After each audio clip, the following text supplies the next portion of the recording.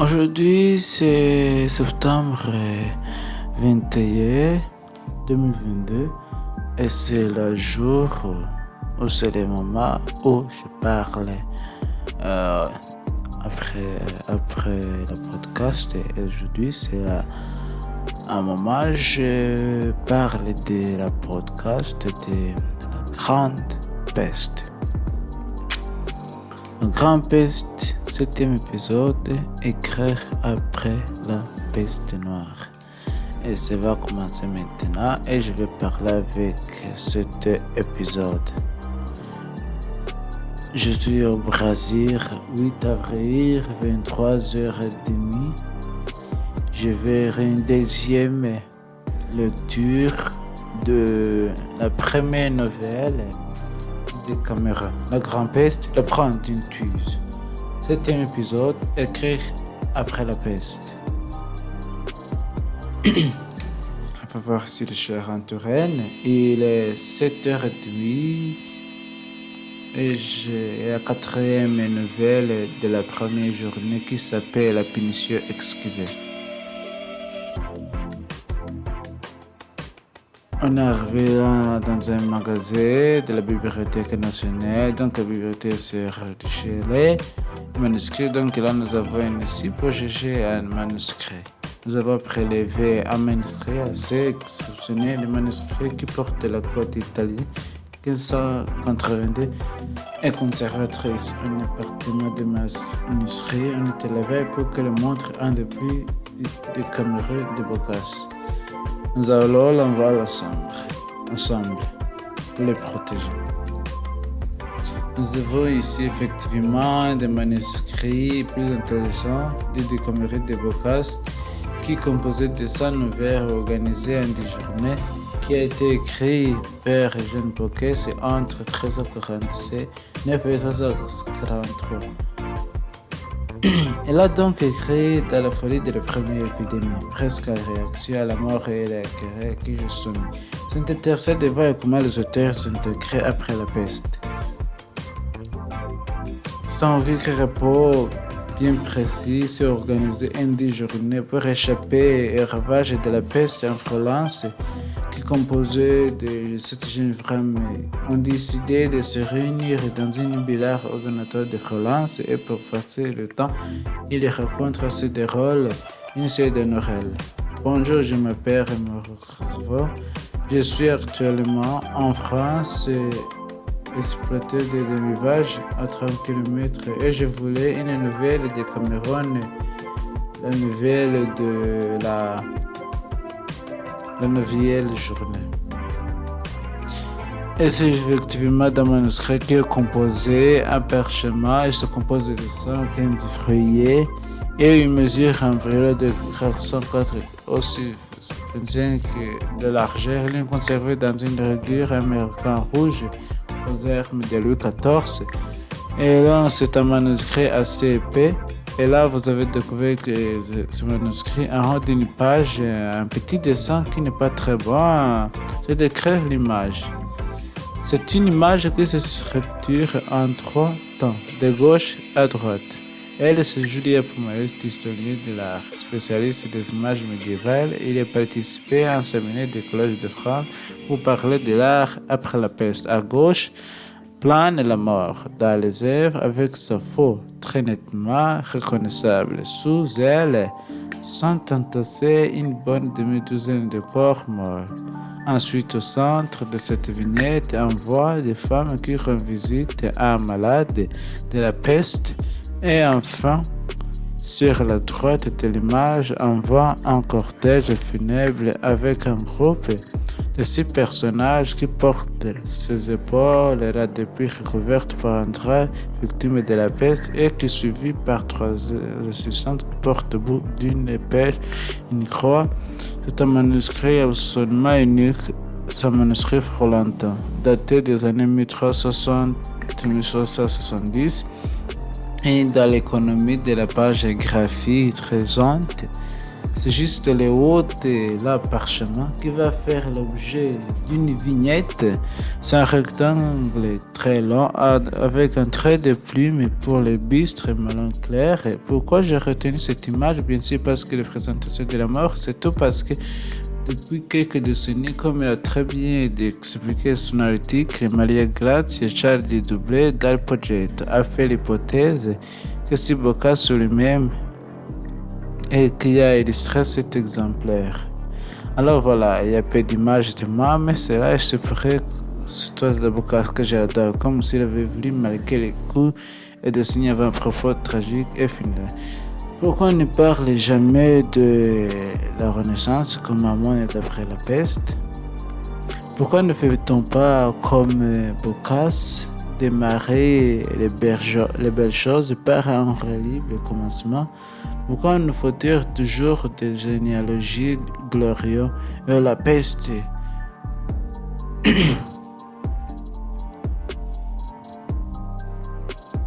Je reconnais que le présent commencement pénible et ennuyé, qu'il porte au front des douleurs souvient de la mortalité causée par la peste que nous venons de traverser. Cet horrible commencement ne provoquera pas plus de nuit qu'au voyage une montagne raide et relevée, avec laquelle vient une belle et agréable peine qui paraît d'autres et plus déviante que la fatigue de la montée et de la descente était plus grande. Et de vrai, je vais plus honnêtement vous mener vers ce que je désire. Autre circonstance, je révèle ce que tu fais. Je dis donc que dans la remarquable cité de Florence, belle au-dessus de toutes les autres cités d'Italie, parvait la notre persistance qui porte la pression du corps céleste, ou à cause de nos œuvres uniques, avait été déchaînée sur les mortels. Jean Boccaccio.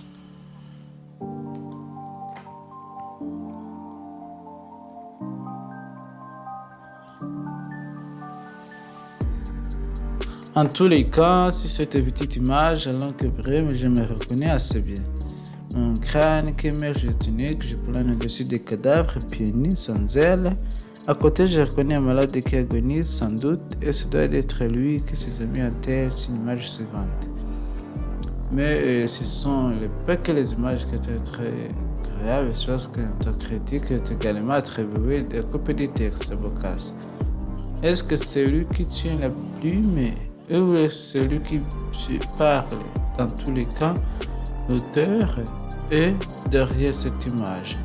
Et là, on aurait la trace que lui, il a souhaité visualiser aussi cet événement qui est tragique, mais qui génère en fait la possibilité même pour le Décameron d'exister. C'est le complexe de survécu. Pourquoi moi je suis survécu? Alors pour justifier le scandale que je sois encore en vie, il va falloir que j'écris quelque chose qui soit exceptionnel et qui justifie le fait que je reste parmi les vivants. Et je trouverais ça touchant, bien sûr, une peu certitude qu'il y a donc une visualisation de ce trauma. Et ça nous ramène à ce parcours.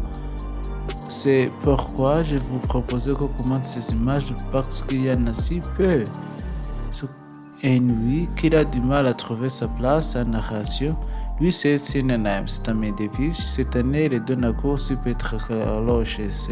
Il a travaillé sur la question de la pièce avec Patrick Boucheron. C'est pour ça qu'on a les qui fait les fragiles évidemment, tous les parallèles, les secondes protocolaires, là, nous voulons traverser presque des années devant l'ennemi mondial. Et du point de vue des par exemple, ces derniers temps, c'est sensible la question de la production de séries pendant la pandémie. Et ces séries ne donnent quasiment aucune place visible à la pandémie autant que visuelle. Par exemple, moi, ce que j'ai vu de ce familier porno, c'est un objet qui est tout à fait marginal visuellement, qu'imaginez qu'il y a des milliards de gens qui depuis 18 mois portent des masques. Si dans 500 ans ou dans 600 ans on dispose que par exemple des séries télévisées qui ont été produites et qui ont été diffusées après la pandémie, en fait on ne verra quasiment les masques. Le fait saillant c'est quand même que l'expression de la peur, elle est différée, elle est médiatisée, elle est déplacée. Alors oui, c'est pas très bonne chose. Tammy Davis est spécialiste de la vie. On a été révélé parce que l'année dernière, il donne un cours sur la peste au Collège de France. Exemple, c'est évidemment Bocas, l'autre de Cameroun, 1350.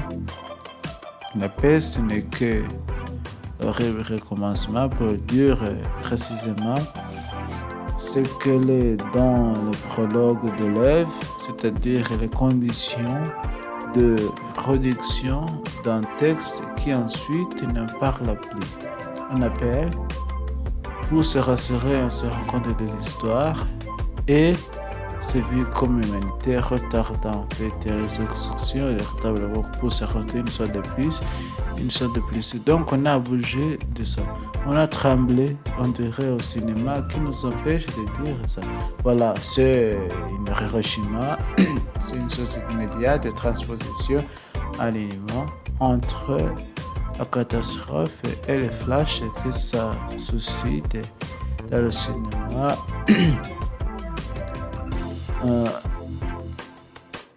Trans, je trouve absolument passionnant. Il s'est passé une année entière, une bonne partie d'une autre. Vu que je ne dis pas faire quelque action, mais même prononcer une parole, il soit digne d'un homme. Cependant, pour peut-être m'en excuser, je ne te considérer que ce n'est pas pour quelque futilité que je pleure. Mais pour l'année 1348, année qui non seulement de nos amis, mais le monde entier aussi de sa population. Et Bocas n'est pas le seul à subir la violence de la peste, à se poser des questions. Il y a Guillaume de Machaut aussi, et puis il y a Pétrarque. Pétrarque vit en fait entre la Provence et l'Italie. Et d'origine italienne, il y a des raisons, vu qu'il a grandi. En 1348, lorsque la peste est Avignon, il était en Italie, il était circule dans le monde du XIVe siècle. Les pirates ont fait très douloureusement après la peste 1348, puisque la femme déjà dans sa poésie, dont on ne pas vu sa insistance, et qui est la femme qui est le rôle à qui il a des durées entières de la langue italienne, disparaît en avril 1348, et puis le cardinal Colonne, son protecteur, disparaît quelques semaines plus tard. Il y a une partie du monde qui se fonde quant à l'avenir du monde largement compris de peupler, d'êtres qui lui sont chers et se reproduire dans son imaginaire personnel, perception du temps, dans sa perception sur son œuvre littéraire, bouleversement très profond.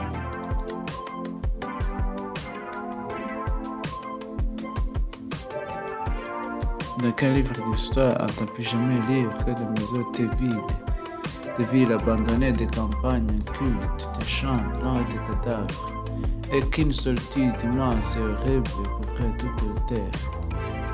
Quand ces deux historiens se taisent, interrogent le médecin, il reste interdit. Demande le philosophe, il hausse les épaules, baisse le fond et impose le silence en mettant un doigt sur leurs lèvres.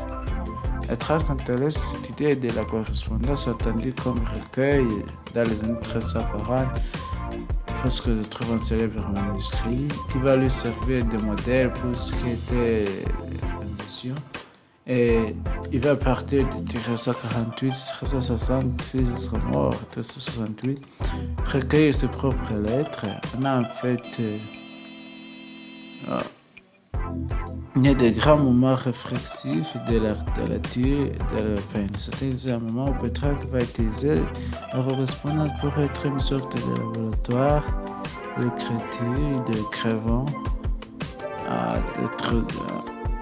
de travailler là. Il porte le son de la peste dès la première lettre, le premier livre de la correspondance de Cooper qui s'interroge, qui le pousse finalement à inventer sur une vente réelle. Que fait maintenant mon frère? Voilà que nous avons déjà presque tout essayé, et nous n'avons trouvé les retenues nulle part. Pas l'attendre, pour le chercher. Le temps, comme on dit, a graissé notre doigt.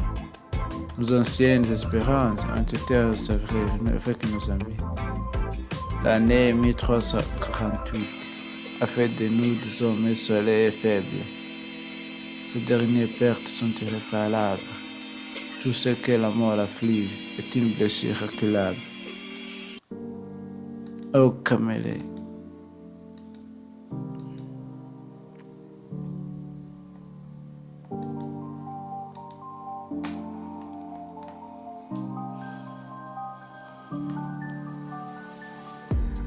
Et je crois qu'il faut prendre très au sérieux cette invocation. Le début, c'est d'une grande œuvre littéraire, d'une histoire européenne, mais c'est aussi la marque de ce que la peste a pu modifier dans la rapport création littéraire, mais plus généralement dans la rapport des messieurs des soins, un récit des soins dans l'histoire de l'Europe. C'est-à-dire que la correspondance de Pétrarque va être le lieu d'enregistrement de l'évaluation d'une individualité artistique et littéraire qui en même temps, effectivement, cherche à rendre uniforme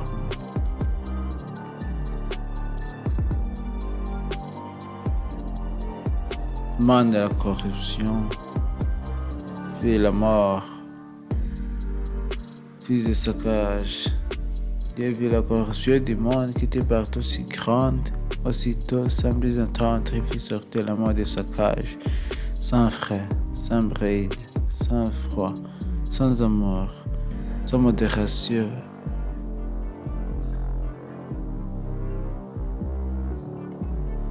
Engouffré. Vous trouvez votre maître par les crédements ceux qui mourraient. Tous ceux qui viendront ne pourraient y arriver. Qui peine et qui prise. Personne ne peut t'en donner le nombre et l'imaginer. Penser ni le dire, ni représenter, ni le montrer. Ni le coucher par l'écrit. Guillaume de Machaut.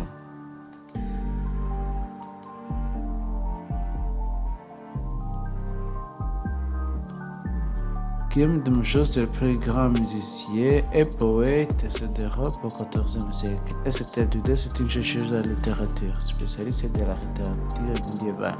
Si on va le voir, c'est qu'elle a créé une analytique par les crises de revue sur la question de l'évolution littéraire après l'épidémie.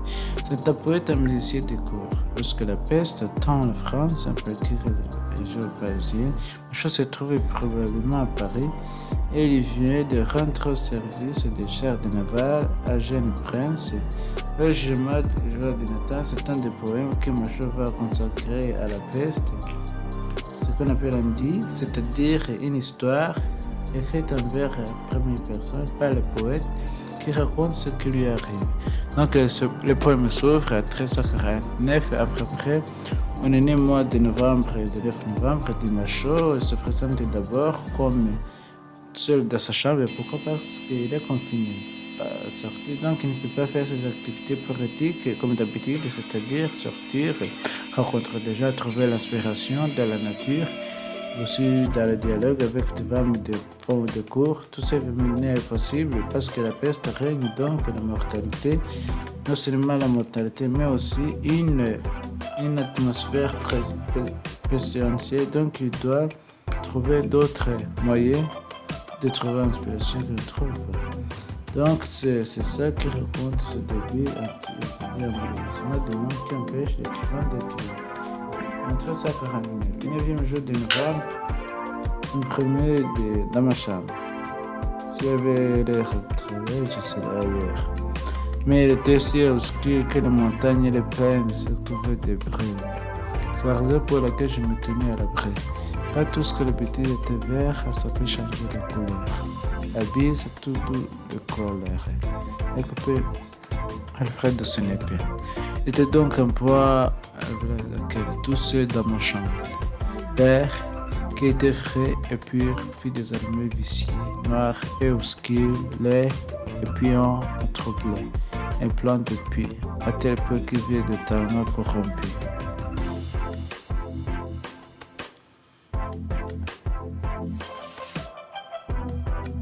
Son grand malade détruit, sentir admirer, détruit, être grand par le péril, notre là, 500 000.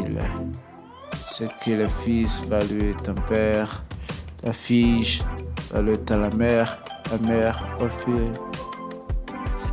Pour toute annonce, grammaire.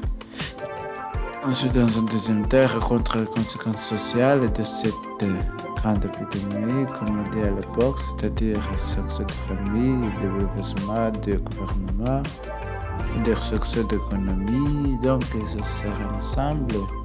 Peinture générale de société qui est en train de s'écouler. Donc la peste est montrée non seulement comme un contact réaliste, mais aussi comme une sorte de cadre symbolique de l'anéantissement, la possibilité de créer la littérature. On peut faire littérature à partir de ce cadre réel. Machaut va inventer une nouvelle symbolique, on a fait un printemps, on se chante une situation mauvaise d'un poète à l'automne, Olivier Vian. La mort rôde, le poète n'a plus de voix, n'a plus de souffle, n'a plus personne autour de lui et comment à ce moment composer. Ça c'est la question qu'on pose la peste. Tout va changer, c'est-à-dire que la femme n'est plus difficile à conquérir, elle est morte. Donc cela veut dire qu'on n'écrit plus de chansons pour elle, on écrit des épitaphes. Grave sur sa pierre tombale de regrets, mais le poète lui-même n'est pas mort. Il s'imagine comme une sorte de mort vivant, vieux, vieillissant, quelqu'un comme le François Villot, à peine 30 ans, écrit un testament.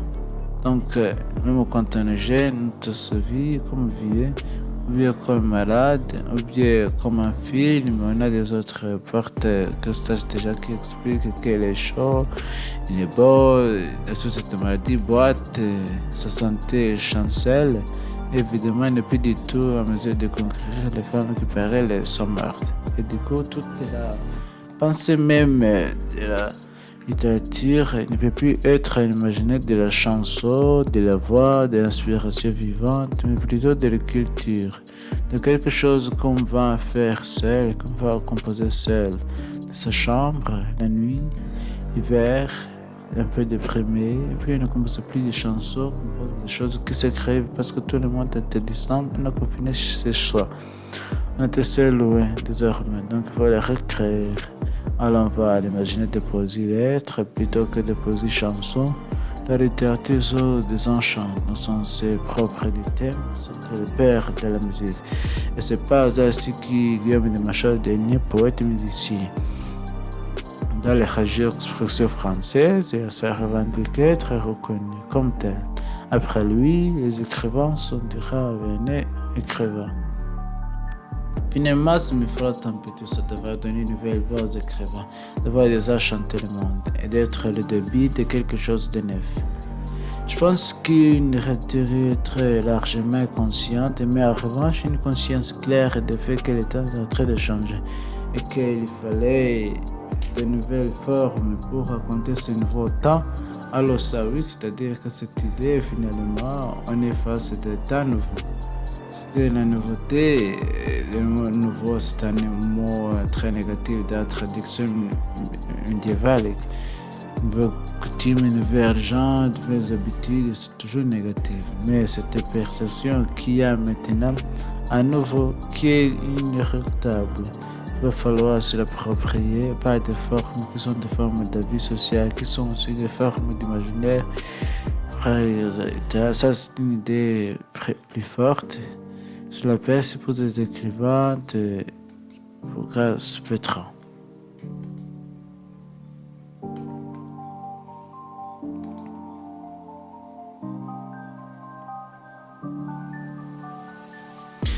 Donc, certains déjà littéraires essentiels de la traduction européenne du 14e jusqu'au 20e ou finalement, dans ce contexte, ils font une rupture dans certaines mesures avec cette littérature de ce que le président Moyen-Âge. Après la tradition médiévale de travers et de troubadours, on quitte la jeunesse des poètes, on quitte la mort des femmes, on quitte une solidarité qui s'était imaginée au souci du printemps. Et Machaut a placé d'une manière très symbolique le début du jugement de Renoir contre la peste à Paris à l'époque de l'Edor, puis le 9 novembre 1349, il prend le prix au cinéma de Guillaume. C'est pas possible une autre ère. C'est une date symbolique, nous sommes dans l'automne du monde. Venu après. Ce qui est certain, c'est que Machaut, l'enchaînement de littéraire, si on veut, peut-être plus imaginaire, de la mort, de la perte de la capacité d'écrire ou de chanter, etc., qui est un imaginaire qui va durer environ 250 ans, jusqu'au début du VIe siècle, qui va donc caractériser la production poétique et littéraire française du XIVe, XVe et début du XVIe siècle. Boccace, c'est tout à fait différent. D'abord, dans les caméras, il n'y a pas vraiment. D'après Pasteur, on nous dit dans le prologue, après c'est fini, mais jamais on dit ce qui est devenu le monde après la peste. En ouvrant, c'est impossible, il dit qu'il y a eu la peste. Pendant ce passé formidable, les femmes étaient rebellées d'un point de vue de la parole et du secte. Un dialogue nouveau s'est créé, et puis ce dialogue était passé sous signe d'invention. Ce signe du conte lui dit que c'est l'anecdote d'un mur, dans des conditions privilégiées, une sorte d'utopie à l'extérieur du monde. Donc la peste pour Boccace, c'est l'utopie.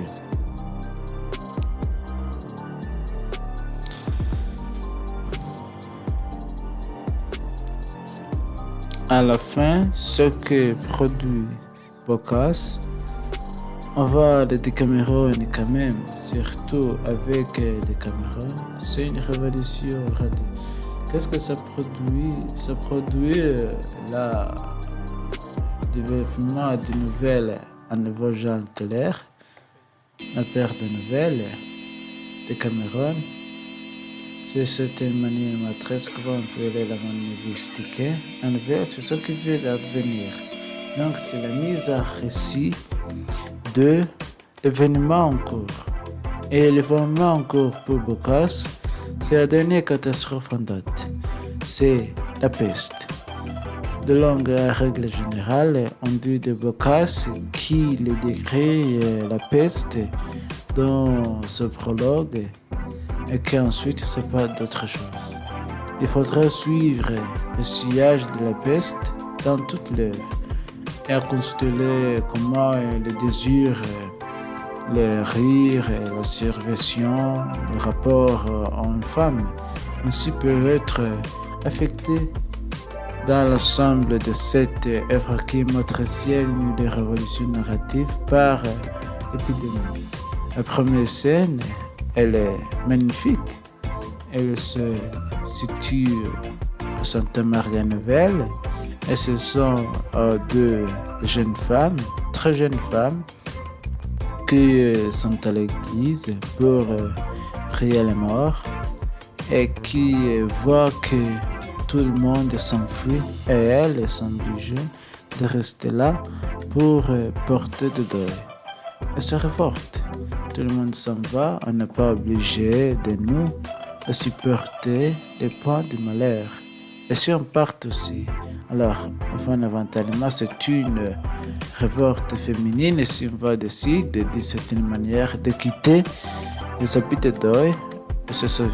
Donc je pense que le Décameron est un texte fondamental, matriciel, il est sur le plan historique, il est sur le plan littéraire, il précipite d'une révolution narrative et le moteur de cette révolution, c'est l'épidémie, c'est la mort et c'est le discours du survivant.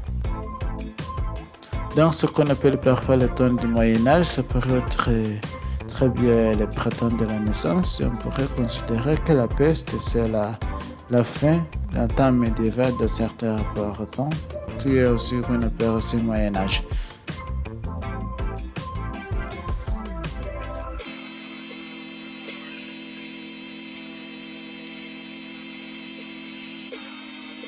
Encore, Merci à Julien Roseau.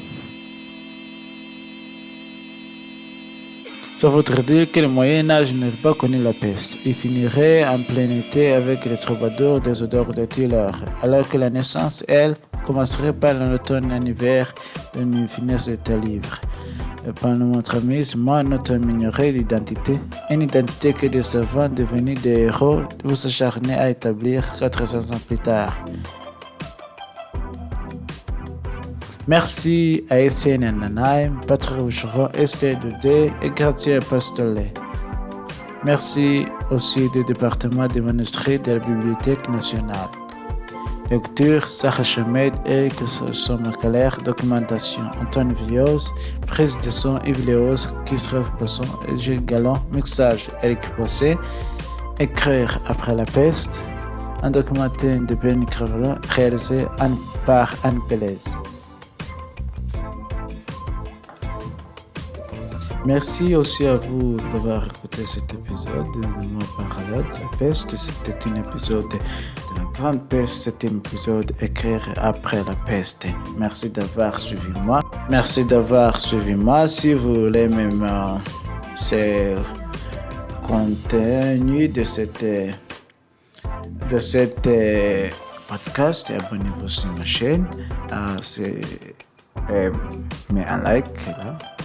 Et merci, c'était moi, me and you learning French.